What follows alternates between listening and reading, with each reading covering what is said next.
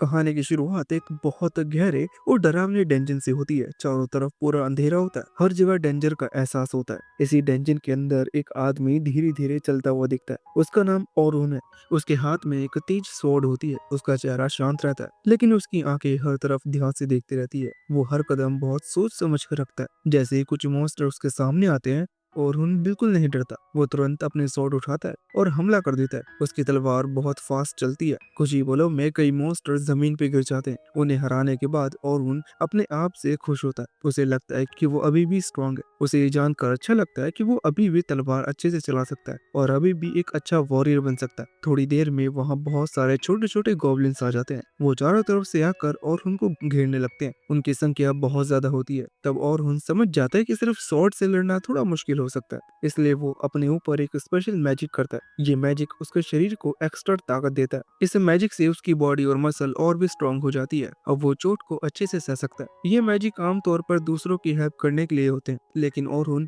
इसे खुद पर ही यूज कर सकता है। इस मैजिक के बाद वो पहले से ज्यादा फास्ट पावरफुल हो जाता है। वो एक ही करके कई गोब्लिन्स को आसानी से हरा देता है। गोब्लिन्स उसके सामने टिक नहीं पाते, वो गिरते चले जाते हैं। और ये भी जानता है कि ये मैजिक हमेशा नहीं चलता। ये मैजिक सिर्फ कुछ टाइम के लिए ही काम करता है। उसके शरीर में जितना मैजिक पावर है, उसी के हिसाब से मैजिक चलता है। और उनके लिए ये मैजिक पूरे 3 मिनट यानी 180 सेकंड तक रहता है। इसलिए वो टाइम पर बहुत ध्यान देता है। वो सोचता रहता है कि कब अटैक करना है और कब दोबारा मैजिक यूज करना है। सपोर्ट मैजिक करने वाले लोग हमेशा टाइम से रेस करते हैं, क्योंकि जैसे टाइम खत्म होता है, मैजिक भी खत्म हो जाता है। आमतौर पर लोग स्वॉर्ड चलाते हुए ऐसा मैजिक नहीं करते, लेकिन औरुन ने अलग रास्ता चुना है। वो स्वॉर्ड और मैजिक दोनों को साथ ही यूज करता है। इसी वजह से वो आखिरी सेकंड में भी पूरी ताकत से लड़ पड़ता है और बचे हुए गॉब्लिन्स को भी हरा देता है। इसके बाद कहानी हमें पास्ट में ले जाती है। वहाँ दिखाया जाता है कि पहले औरुन एक बहुत फेमस ग्रुप का हिस्सा था। इस ग्रुप को लोग हीरोज पार्टी कहते हैं। ये पार्टी बहुत स्ट्रांग थी और बहुत डीप डेंजन तक पहुंच चुकी थी। औरुन और इस पार्टी का लीडर बचपन से फ्रेंड थे। दोनों एक ही गांव में बड़े हुए थे। उन्होंने साथ मिलकर ये पार्टी बनाई थी। उन्होंने कई साल तक फाइट की, बहुत डेंजर देखा और हर मुश्किल को पार किया। उनकी हिम्मत से हीरो पार्टी बहुत जल्दी टॉप रैंक तक पहुंच गई। लोग उन्हें रिस्पेक्ट से देखने लगे और हर जगह उनके नाम की चर्चा होने लगी। लेकिन एक दिन सब कुछ बदल गया। पार्टी के लोगों ने और उनसे कहा कि अब वो उनके साथ आगे नहीं जा सकता। ये बात और उनके लिए बहुत बड़ा शौक थी। उसे समझ में नहीं आता कि अचानक ऐसा क्या हो गया। उसके साथ ही सोचते हैं कि औरुन अब पहले जितना स्ट्रांग नहीं रहा। उन्हें लगता है कि उसका मैजिक भी अब उनके लेवल का नहीं है। ये सुनकर औरुन बहुत सैड हो जाता है। उसे याद आता है कि उसने खुद को बेहतर बताने के लिए कितने एफर्ट्स किए थे। उसने अपना खुद का नया मैजिक बनाया था ताकि वो स्वॉर्ड और मैजिक दोनों साथ ही यूज कर सके। उसी की वजह से वो लोग इतने डीप डेंजन तक पहुंच पाए थे। फिर भी उसके साथ ही उसकी बात नहीं मानते। वो उसकी जगह किसी और को चुन चुके होते हैं। ये सब जानकर औरुन का दिल बहुत हैवी हो जाता है। जिन लोगों के साथ उसने बचपन बिताया, वही लोग अब उसे छोड़ रहे थे। फिर भी वो गुस्सा नहीं करता। वो सबको थैंक्स कहता है और वहां से चला जाता है। जाते समय उसे याद आता है कि लोग उसे इंसान कहते थे जो बहुत कुछ कर सकता है, लेकिन किसी एक चीज में बेस्ट नहीं। ये बात उसके दिल को बहुत हर्ट करती है। वर्तमान में वापस आकर औरुन फिर से मॉन्स्टर से लड़ता है। वो एक और गॉब्लिन को हराता है और अपने मन में स्ट्रॉन्ग फैसला करता है। वो तय करता है कि अब वो आधा अधूरा नहीं रहेगा। वो सिर्फ स्वॉर्ड्समैन या सिर्फ मैजिक यूजर नहीं बनेगा, वो दोनों बनेगा। वो ऐसा फाइटर बनेगा जो स्वॉर्ड और मैजिक को एक साथ ही यूज करे। सभी मॉन्स्टर को हराने के बाद वो एक मैजिक स्टोन के पास जाता है। ये स्टोन उसे अगली बार फिर से इसी फ्लोर पर आने में हेल्प करता है। तभी वो देखता है कि कुछ लोग डर के मारे भाग रहे हैं। उनके चेहरे पर फियर साफ दिखता है। वो बताते हैं कि आगे बहुत बड़े और डेंजरस मॉन्स्टर आ गए हैं और वो उनसे फाइट नहीं कर पाए। डर की वजह से वो अपनी पार्टी की एक लड़की को पीछे छोड़ आए होते हैं। सलमा का गुस्सा धीरे धीरे और बढ़ने लगता है। वो और उनको ऊपर से नीचे तक देखती है और उसके मन में तरह तरह के ख्याल आते हैं। उसे लगता है कि आदमी अचानक उसकी छोटी बहन के साथ क्यों आया। उसका दिल अपनी बहन को लेकर बहुत ज्यादा प्रोटेक्टिव हो जाता है। उसे डर लगता है कि कहीं सोफिया को कोई चोट ना पहुंचा दे, क्योंकि वो अभी सिर्फ छोटी है और दुनिया को ठीक से समझती नहीं। और ये सब देखकर थोड़ा सहज महसूस करता है। वो समझ जाता है कि सोल्मा उसकी बातों पर भरोसा नहीं कर रही है। लेकिन तभी सोफिया हिम्मत जुटाकर आगे आती है। वो थोड़ा कांपते हुए बताती है कि अगर और उन समय पर नहीं आता तो शायद वो जिंदा नहीं बच पाती। वो बताती है कि डेंजन में क्या हुआ था और कैसे और ने उसे बचाया। उसकी आंखों में डर और आभार दोनों साफ दिखते हैं। ये सुनते ही सोल्मा का चेहरा बदल जाता है। उसका गुस्सा धीरे धीरे चिंता में बदल जाता है। वो तुरंत सोफिया के पास जाती है और उसे अपने पास खींच लेती है। वो ध्यान से देखती है कि कहीं उसे चोट तो नहीं लगी। जब उसे यकीन हो जाता है कि सोफिया ठीक है, तब वो राहत की सांस लेती है। इसके बाद सलमा और उनकी तरफ देखती है। अब उसकी आंखों में गुस्सा नहीं बल्कि सम्मान और थोड़ा सा पछतावा होता है। वो धीरे से सिर झुकाती है और उसके व्यवहार के लिए माफी मांगती है। वो कहती है कि उसने बिना पूरी बात जाने ही गलत सोच लिया था, और उन ये देखकर थोड़ा हैरान होता है क्योंकि उसने कभी सोचा भी नहीं था कि इतनी बड़ी और मशहूर एन्चेंटर उससे माफी मांगेगी। सोफिया ये सब देखकर थोड़ी खुश हो जाती है। उसका डर अब वो पूरी तरह खत्म हो चुका होता है। माहौल धीरे धीरे हल्का हो जाता है। सलमा पूछती है कि सोफिया अकेले डंजन में क्यों गई थी। सोफिया चुप हो जाती है और फिर धीरे से सच बता देती है। ये सुनकर सलमा उसे प्यार से डांटती है और समझाती है कि ये कितना डेंजरस हो सकता है। फिर भी वो उसे ज्यादा कुछ नहीं कहती क्योंकि वो जानती है कि आज उसकी जान बच गई है। यही सबसे बड़ी बात है। और ये सब चुपचाप देखता रहता है। उसके मन में अजीब सा भाव आता है। उसे लगता है कि ये जगह और ये लोग उसकी जिंदगी में अचानक आ गए हैं। वो खुद अभी तक अपने पुराने दर्द से पूरी तरह बाहर नहीं निकला है। वो किसी और की जिंदगी बचा सका। ये सोचकर उसका दिल थोड़ा हल्का हो जाता है। कुछ देर बाद सब लोग थोड़ा शांत हो जाते हैं। सलमा और उनसे पूछती है कि वो क्या करने वाला है, और उन बताता है कि फिलहाल वो अकेले ही काम कर रहा है और आगे क्या होगा ये उसने अभी तय नहीं किया। ये सुनकर सलमा उसे ध्यान से देखती है। वो समझ जाती है कि आदमी सिर्फ ताकतवर नहीं बल्कि अंदर से बहुत गहरा और मजबूत है। सलमा के मन में एक नया ख्याल आता है। वो सोचती है कि शायद अरुण का रास्ता अभी खत्म नहीं हुआ है बल्कि अब उसकी असली जर्नी शुरू होने वाली है। सोफिया अरुण की तरफ देखकर हल्की सी मुस्कान देती है। उसके दिल में अब डर नहीं बल्कि भरोसा होता है। इस तरह उस दिन की मुलाकात अरुण की जिंदगी में एक नया मोड़ ले आती है। डेंजिन की इस अंधेरी जगह से शुरू होने वाली कहानी अब शहर की रोशनी में एक नए रास्ते की तरफ बढ़ने लगती है। और उनको अभी पता नहीं होता लेकिन उसकी जिंदगी में अब बहुत कुछ बदलने वाला होता है। और उनके मन में ये बात गहरी चुभ जाती है। उसे याद आता है कि कुछ समय पहले उसी जादू के लोग कमजोर कह रहे थे। उसी जादू की वजह से उसे अपनी ही हीरोज पार्टी से बाहर कर दिया गया था। अब वही जादू किसी के लिए सम्मान की वजह बन रहा है। ये सोचकर उसका दिल थोड़ा भारी हो जाता है। उसे अच्छा भी लगता है लेकिन अंदर कहीं ना कहीं दर्द भी बना रहता है। वो धीरे से अपना हाथ पीछे करता है और शांत आवाज में सलमा से कहता है कि वो इस प्रस्ताव को स्वीकार नहीं कर सकता। वो बताता है कि उसने अब अपना रास्ता बदलने का फैसला कर लिया है। वो अब खुद को सिर्फ सपोर्ट मैजिक करने वाला एंचेंटर नहीं मानता। वो अब एक सोर्ट्समैन बनना चाहता है जो तलवार से आगे बढ़े। वो नहीं चाहता कि फिर से वही पुरानी जिंदगी दोहराई जाए जिसमें उसे हमेशा पीछे खड़े होकर दूसरों की मदद करनी पड़े। सलमा ये सुनकर चुप हो जाती है। वो साफ देख सकती है कि अरुण ये फैसला बहुत सोच समझ कर ले चुका है। उसे समझ नहीं आता कि कोई इतना काबिल व्यक्ति ऐसा क्यों करना चाहता है, लेकिन वो उसकी बात का सम्मान करती है। उसके मन में ये भी चलता है कि अगर हालात बिगड़े तो शायद अरुण फिर से एन्चेंटर की भूमिका निभा लेगा, लेकिन वो ये बात जोर से नहीं कहती। तभी सोफिया आगे आती है। उसके चेहरे पर हल्की घबराहट और उम्मीद दोनों होती है। वो अरुण से कहती है कि वो भी इस सीखने वाली यात्रा पर जाएगी। वो बहुत चाहती है कि अरुण उसके साथ आए। उसकी आवाज में मासूमियत होती है और आंखों में भरोसा। अरुण उसे देखता है और एक पल के लिए उसका दिल डगमगा जाता है और वो कुछ कह नहीं पाता और बस इतना कहता है कि वो इस बारे में सोचकर बताएगा। सलमा ये सुनकर सिर हिलाती है और बताती है कि अगर वो जाना चाहे तो उसे अगले दिन सुबह सिल्वर रैबिट्स के मुख्य दफ्तर पर मिले। इसके बाद ये बात खत्म कर देती है। सोरून और सोफिया वहाँ से निकल जाते हैं। रास्ते में सोफिया कुछ नहीं बोलती लेकिन उसके चेहरे पर हल्की मुस्कान होती है, जैसे उसे उम्मीद हो कि अरुण जरूर आएगा। उस रात अरुण शहर की गलियों में गुजरते हुए एक छोटी सी दुकान पर जाता है। वहाँ एक बूढ़ा आदमी रहता है जो उसे बहुत पहले से जानता है। बूढ़ा आदमी उसे देखकर खुश हो जाता है और बताता है कि आज दुकान में बहुत काम हुआ। वो हंसते हुए कहता है कि ये सब अरुण की वजह से है, क्योंकि जब वो हीरो बना था तब उसने इस दुकान का नाम सबको बताया था।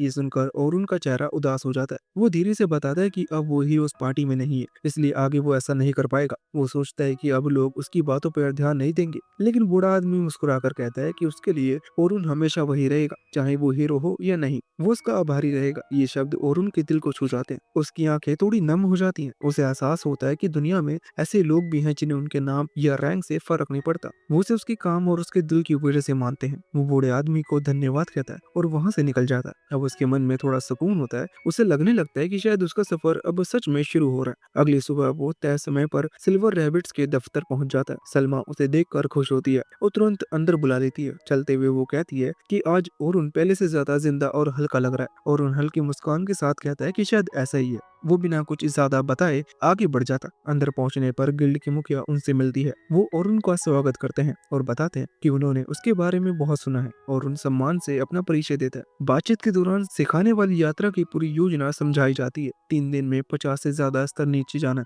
नए मेंबर्स को सिखाना और हर बड़े खतरे में उनका साथ देना। और उन ध्यान से सब सुनता है। उसे समझ आता है कि ये आसान काम नहीं है, ये सिर्फ ताकत का नहीं बल्कि समझ और पेशेंस का इम्तिहान है। अंत में उसे बताया जाता है कि इस काम के लिए उसे अच्छी रकम भी मिलेगी। ये सुनकर वो थोड़ा झिझकता है क्योंकि ये 1 साल की खर्चे के बराबर होती है। लेकिन सलमा कहती है कि वो इसकी काबिलियत को बहुत महत्व देते हैं और मन ही में तय करता है कि अगर वो इस रास्ते पर चला तो वो पूरी ईमानदारी से अपना काम करेगा। वो अब किसी का बोझ नहीं बनेगा, वो खुद का रास्ता बनाएगा, तलवार और मैजिक दोनों के साथ। इस तरह उसकी जिंदगी एक नए चैप्टर में कदम रखती है, जहाँ वो न सिर्फ दूसरों को सिखाएगा बल्कि खुद भी बहुत कुछ सीखेगा। सलमा बहुत सम्मान शब्दों में पूरी प्लान समझाने लगती है ताकि कोई भी नया मेंबर उसे समझ सके। वो बताते हैं कि महान डेंजन बहुत बड़ा और खतरनाक है। नीचे जाते जाते मॉन्स्टर और भी स्ट्रॉन्ग हो जाते हैं। आमतौर पर लोग इतने नीचे जाने में कई महीनों लगा देते हैं, लेकिन इस बार उन्हें फास्ट जाना है क्योंकि ये एक ट्रेनिंग जर्नी है। वो कहते हैं कि पिछले दिन सब लोग साथ मिलकर फाइट करेंगे और धीरे धीरे आगे बढ़ेंगे।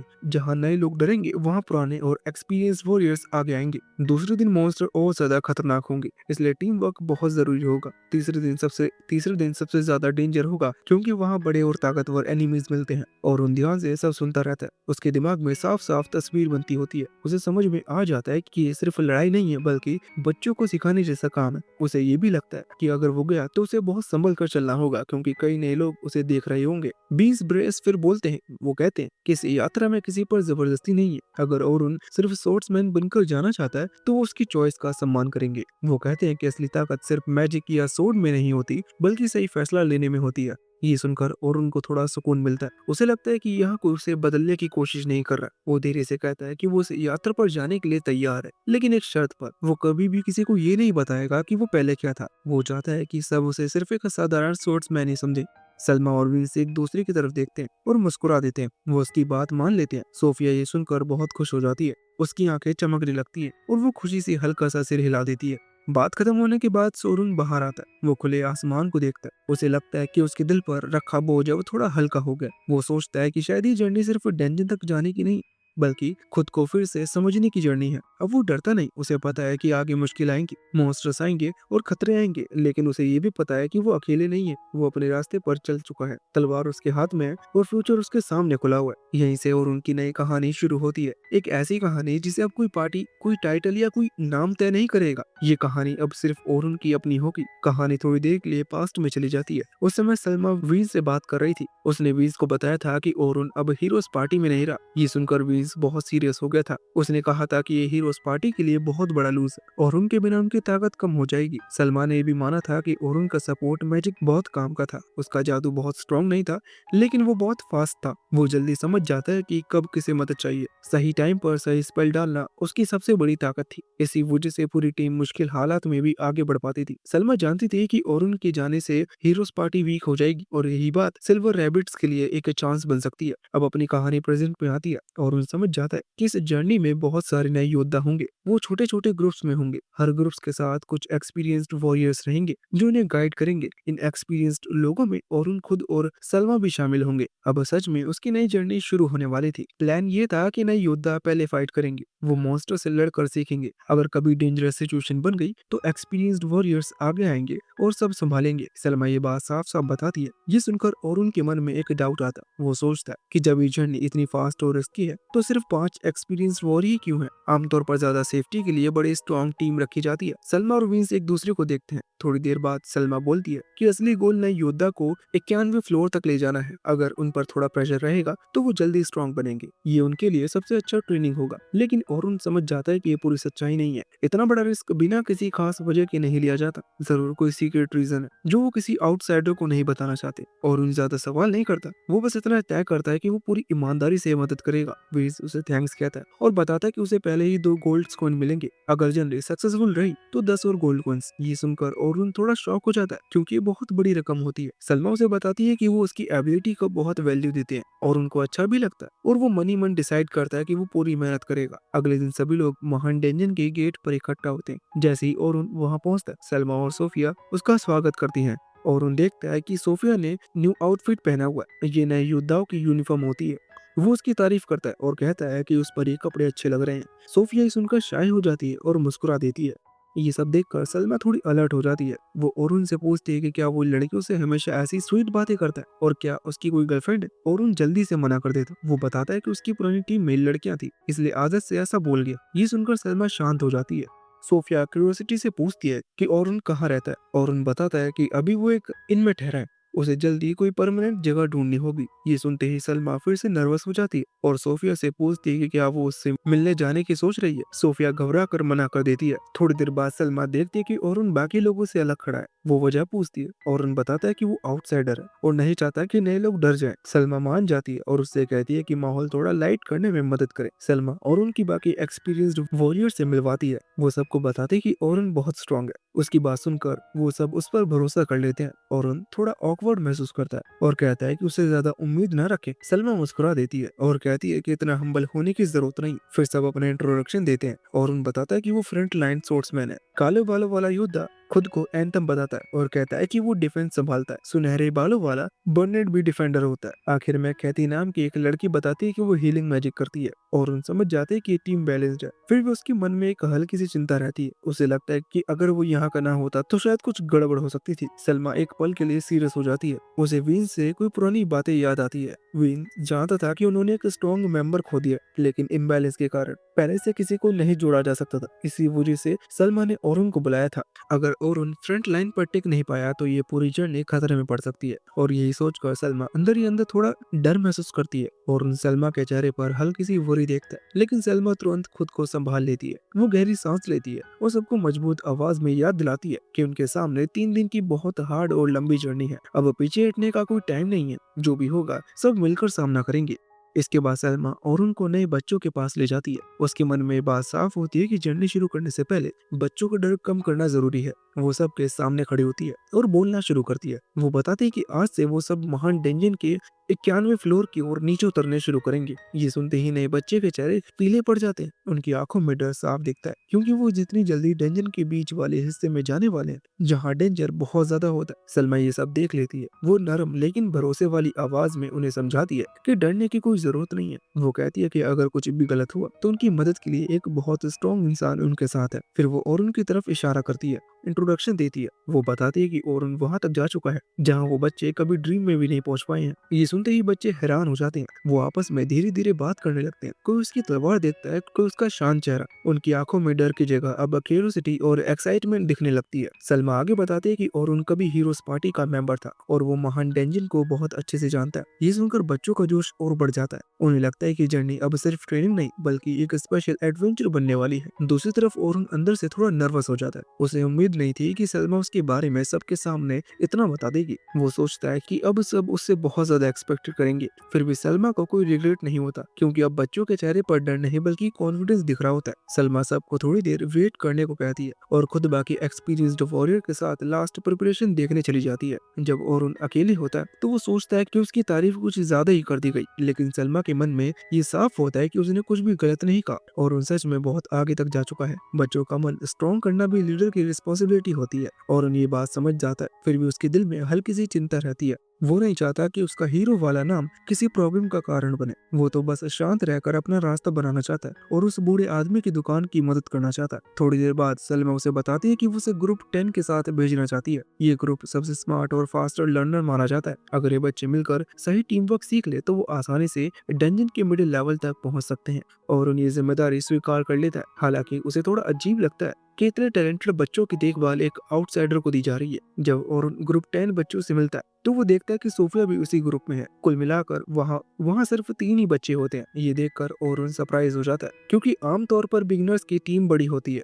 3 लोगों की टीम ज्यादा रिस्की मानी जाती है। बच्चे उसे बताते हैं कि उनकी टीम छोटी इसलिए है क्योंकि कोई भी उनकी स्पीड के साथ नहीं चल पाता। वो बहुत फास्ट आगे बढ़ते हैं। उनमें से एक बच्चा बहुत कॉन्फिडेंट दिखता है। उसके चेहरे पर घमंड साफ झलकता है और उन समझ जाता है कि इस बच्चे से सबको बहुत उम्मीद है, लेकिन इतनी कम उम्र में इतनी प्राइड होना थोड़ा डेंजरस भी हो सकता है। फिर भी वो शांत रहता है और सबको ध्यान से देखता है। पहला बच्चा ग्रुप का लीडर होता है। वो मैजिक एनहेंसर है जो जादू को और मजबूत बनाता है। उसे खुद पर भरोसा होता है। उसके पास खड़ी लड़की डिफेंडर होती है।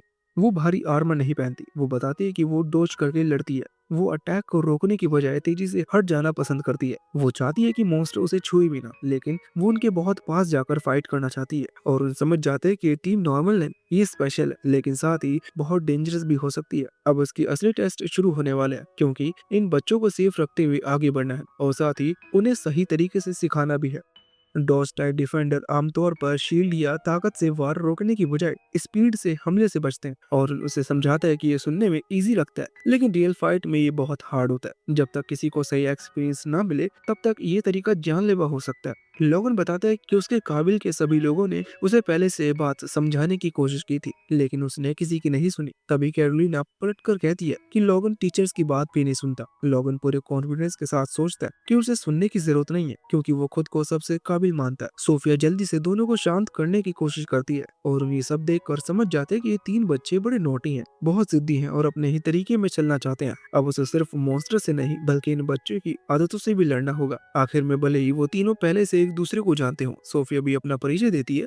वो बताती है कि सिर्फ वो पीछे से हमला करने वाली जादूगर, और उन हल्के से स्माइल करता है। उसकी बातों से कुछ अलग या खास नहीं था, फिर भी उसे ना जाने क्यों सोफिया के पास रहकर थोड़ा सेफ और काम महसूस होता है। फिर भी और समझ जाते हैं कि ये मिशन आसान नहीं होने वाला। लोगन और कैरोलाइन अब भी छोटी छोटी बातों पर उलझे हुए हैं। अगर यही हाल रहा तो आगे चलकर प्रॉब्लम हो सकती है। जब डेंजन में उतरने का टाइम आता है तो बाहर जितना शोर और बातें थी, अंदर कदम रखते ही सब बिल्कुल साइलेंट होते हैं। डेंजन की हवा हैवी होती है, चारों तरफ अंधेरा, नमी और डर का एहसास होता है। हर कदम सोच समझ कर रखना पड़ता है। चलते चलते कैरोलाइन और उनसे पूछती है कि हीरोज पार्टी का कोई मेंबर इस जर्नी पर क्यों नहीं आया। वो जानना चाहती है क्या इसका मतलब ये है कि वो अपने ही क्लैन को राइवल मानता है, और उन शांति से कहता है कि उसे स्लैमा की बात ध्यान से सुननी चाहिए थी, क्योंकि वो अब हीरोज पार्टी का हिस्सा नहीं है। ये सुनकर कैरोलाइन तुरंत पीछे बैठती है कि उसने वो पार्टी क्यों छोड़े, क्योंकि पूरी दुनिया हीरोज पार्टी की रिस्पेक्ट करती है। ये सवाल और उनको अच्छा नहीं लगता। वो अंदर से टायर्ड महसूस करने लगता है। कैरोलाइन बात छोड़ने का काम नहीं लेती। वो जानता है कि वो जानबूझकर परेशान कर रही है, लेकिन फिर भी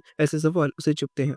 आखिरकार ओरुन साफ कह देता है कि ये सिर्फ उसकी पर्सनल बात है। तब कैरोलाइन टॉपिक बदल देती है और पूछती है कि क्या वो और सोफिया एक दूसरे को जानते हैं। ओरुन हाँ कह देता है। कैरोलाइन बताते है कि सोफिया कह रही थी कि उनके साथ कोई अमेजिंग इंसान आने वाला है। ये सुनकर सोफिया थोड़ी नर्वस हो जाती है, लेकिन फिर सच मान लेती है। वो बताती है कि वही इंसान ओरुन है, क्योंकि उसने उसकी लाइफ बचाई थी। वो बहुत स्ट्रॉन्ग था और उसने कहा था कि वो हीरोज पार्टी से है। उसकी बहन ने भी कहा था कि अगर ओरुन साथ होगा तो डरने की कोई जरूरत नहीं है। कैरोलाइन मुस्कुराकर सोफिया को हिम्मत देती है और कहती है कि उसके साथ तो एक हीरो है, और उन कुछ नहीं बोलता। वो जानता है कि वो अब हीरो नहीं है, फिर भी उसे समझ में आ जाता है कि कैरोलाइन ने ये बात सिर्फ सोफिया को काम करने के लिए कही है। ये सोचकर और उनको लगता है कि शायद कैरोलाइन बाहर से जितनी टफ दिखती है, अंदर से उतनी ही केयरिंग भी है। कुछ समय बाद मॉन्स्टर उनकी तरफ बढ़ने लगते हैं, जैसे पहले से ही अंदाजा था, लेकिन और उनने रास्ते में जो ट्रैप मैजिक लगाए थे वो परफेक्टली काम करते हैं। ये ट्रैप्स दुश्मनों को तब तक दिखते नहीं जब तक वो एक्टिवेट ना हो जाए। इससे पीछे से आने वाले मॉन्स्टर बिना किसी एक्स्ट्रा फाइट के खत्म हो जाते हैं। उनका टाइम वेस्ट भी नहीं होता, और उन चलते चलते ऐसे ट्रैप लगाता रहता है, क्योंकि उसे पता है कि स्पीड बहुत जरूरी है। थोड़ी देर बाद वो 20वीं फ्लोर पर पहुंच जाते हैं, और उन पूरे रास्ते ध्यान से सबका फाइटिंग स्टाइल देखता रहता है। अब उसे यकीन हो जाता है कि ये बच्चे आगे चढ़ने के लिए भी ठीक है। पहले उसे लगा था कि लोगन बस एक घमंडी बच्चा, लेकिन असल में वो सच में एक टैलेंटेड एन्चेंटर है। अगर वो लंबी लड़ाइयों में भी ऐसे ही टिक पाया तो वो आसानी से ए रैंक पार्टी में काम कर सकता है। हाँ, उसमें ऑर्डर्स देने की कमी है जो एक एन्चेंटर के लिए जरूरी होती है, लेकिन एक्सपीरियंस के साथ ये भी कमी दूर हो जाएगी। कैरोलाइन की स्पीड बिल्कुल वैसी है जैसे एक डोज टाइप डिफेंडर से उम्मीद की जाती है, लेकिन उसमें दो बड़ी प्रॉब्लम्स है। पहली ये कि जैसे ही वो मॉन्स्टर को देखती है सीधा उस पर भागती है। दुश्मन के पास जाना ठीक है, लेकिन उसका तरीका थोड़ा स्केरी है। दूसरी प्रॉब्लम ये है कि वो सिर्फ दो छोटे डैगर्स इस्तेमाल करती है। ये उसके स्टाइल के लिए सही नहीं है, लेकिन पूरी पार्टी के लिए शायद उनमें से उतनी क्लीन पावर नहीं है। सोफिया बाकी दोनों जितनी फ्लैशी नहीं, लेकिन वो एक नॉर्मल रॉकी सी कहीं ज्यादा स्ट्रॉन्ग है। वो थोड़ी शाय है, लेकिन जैसे जैसे वो अपनी टीम के साथ कंफर्टेबल होगी ये आदत अपने आप चली जाएगी। उसमें कोई बड़ी कमजोरियां नहीं है, इसलिए और उनको उसे ग्रो करते देखने में क्यूरियोसिटी होती है। कुछ ही समय में बाकी ग्रुप्स भी 20वें फ्लोर के बॉस को हरा देते हैं। प्लान के अनुसार सब 21वें फ्लोर पर पहुंच जाते हैं। सलमा सबको अपने गिल्ड कार्ड में नए फ्लोर रजिस्टर करने को कहती है। इसी के साथ पहले दिन का काम खत्म हो जाता है। डंजन के बाहर निकलने के बाद सलमा और उनसे पूछती है कि उसे गाइड बनाना कैसा लगा, और उन बताता है कि ग्रुप 10 में बहुत पोटेंशियल है, लेकिन वो अभी टीम वर्क ठीक से नहीं कर पा रहा। उसे सबसे ज्यादा चिंता कैरोलाइन को लेकर है। ये सुनकर सलमा हल्की नर्वस हंसी हंसती है और कहती है कि कैरोलाइन पहले से काफी इम्प्रूव कर चुकी है। ये सुनकर और उन सोच में पड़ जाता है कि अगर ये सुधरी हुई हालत है तो पहले वो कैसी रही होगी। आखिरकार वो सब एक दूसरे से विदा लेते हैं और अपनी अपनी राह पर चले जाते हैं। रात शांति से बीतती जाती है, लेकिन अगली सुबह और उनके लिए बिल्कुल अलग होती है। सराय के कमरे में बैठकर जब वो दिन की शुरुआत करता है और अखबार खोलता है तो उसे एक तेज सा शौक लगता है। पहले पन्ने में बड़े अक्षरों में ओलिवर की तस्वीर छपी होती है। उसके चेहरे पर वही भरोसे से भरी मुस्कान होती है जिसे देखना अब ओरुन के लिए आसान नहीं रहा था। नीचे छपा आर्टिकल हीरोज पार्टी के नए अचीवमेंट्स के बारे में होता है और वही साफ लिखा होता है कि पार्टी में अब एक नया एंचेंटर शामिल हो चुका है। ये बात पढ़ते ही ओरुन समझ जाता है कि अब उसके निकले जाने की खबर पूरी दुनिया के सामने आ चुकी है।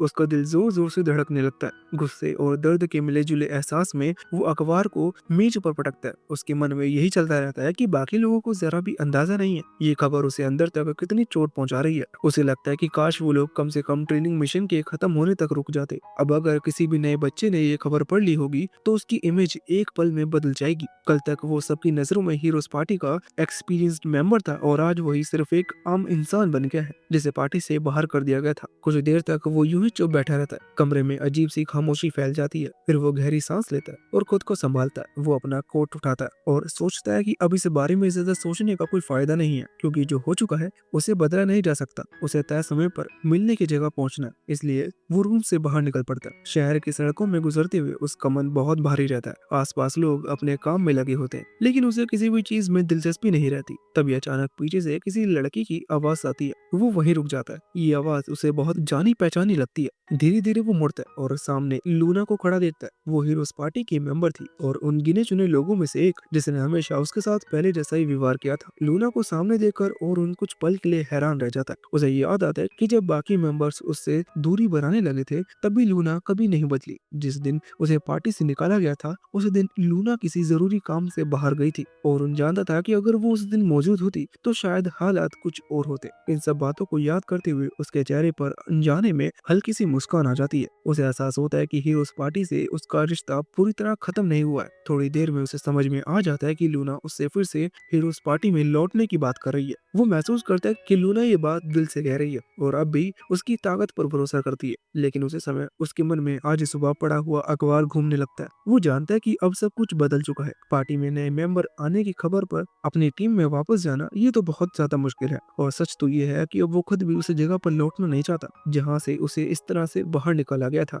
लूना को ये सब समझाने की कोशिश करते हुए उसके मन में भारी उदासी भर जाती है। लूना को अखबार की खबर के बारे में पता नहीं होता, इसलिए वो खुद को दोषी मानने लगती है। वो उसे पुरानी बातें याद दिलाती है और उस वादे की ओर इशारा करती है जो उन्होंने कभी साथ मिलकर किया था, महान डंजन को जीतने का सपना। ये याद और उनके दिल को और भी दुख भरी कर देती है, क्योंकि वो वादा अब बीते समय की बात बन चुका था और उनको साफ समझ आ जाता है कि वो सपना उसी दिन टूट गया था जिस दिन उसे पार्टी से निकाला गया था। जिस इंसान के साथ वो वादा जुड़ा था वो इंसान अब उसके रास्ते और उसके अतीत के बीच दीवार बन चुका है। इन सब भावनाओं के बोझ के साथ वो लूना से दूर हट जाता है। वो जानता है कि वहां रुकना उसके लिए और भी दर्दनाक होगा, इसलिए वो माफी के भाव के साथ बिना पीछे देखे आगे बढ़ जाता है। लूना को वहीं छोड़कर दिल के किसी कोने में औरुन आज भी चाहता था कि सब कुछ पहले जैसा हो जाए, कि वो फिर से साथ चले और अपने बचपन के सपने को पूरा करे। लेकिन अब वो ये भी समझ चुका था कि कुछ रास्ते एक बार बंद हो जाएं तो फिर कभी खुलते नहीं। उसका पुराना रास्ता हमेशा के लिए पीछे छूट चुका था और अब लौटने का कोई रास्ता नहीं बचा था।